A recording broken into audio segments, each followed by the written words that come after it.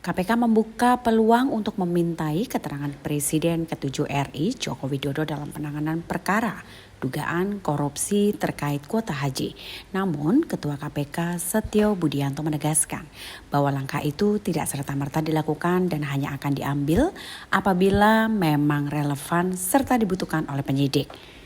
Untuk itu Setio menekankan pemanggilan seseorang termasuk tokoh negara dalam proses penyidikan harus didasarkan pada kebutuhan hukum yang sangat jelas. Penyidik menurutnya akan menilai terlebih dulu apakah keterangan yang bersangkutan memiliki keterkaitan langsung dengan perkara yang sedang ditangani dan diperlukan untuk melengkapi alat bukti. Menurut Setio, prinsip kehati-hatian menjadi pedoman utama KPK dalam setiap tahapan penegakan hukum. Karena setiap pemanggilan saksi harus memiliki tujuan yang terang, bukan hanya sekedar memenuhi dorongan opini publik saja atau spekulasi politik yang berkembang di ruang publik. Ia juga menegaskan bahwa KPK bekerja berdasarkan kebutuhan penyidik, bukan pada siapa yang akan diperiksa. Dengan demikian, status dan jabatan seseorang tidak menjadi penghalang maupun keistimewaan dalam proses hukum selama keterangannya dinilai relevan.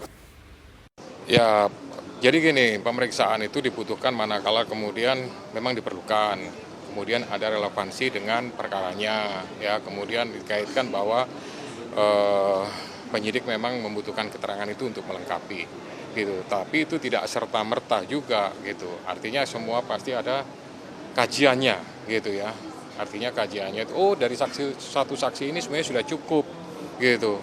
Karena apa? Proses penegakan hukum itu kan murah, cepat, sederhana. Prinsipnya kan begitu. Meskipun seringkali ada juga yang prosesnya agak lambat. Tapi lambat itu bukan karena memang disengaja.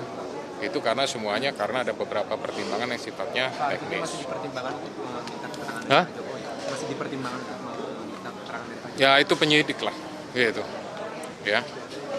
Cukup? Itu tadi di dalam juga dibahas soal anggaran. Nah, kalau terakhir kan waktu tahun lalu minta tambah anggaran. Nah, sekarang ada permintaan untuk bertambah anggaran lagi. Ya, memang tadi ini saya sampaikan secara pribadi ya. Kami ini taat asas, taat aturan.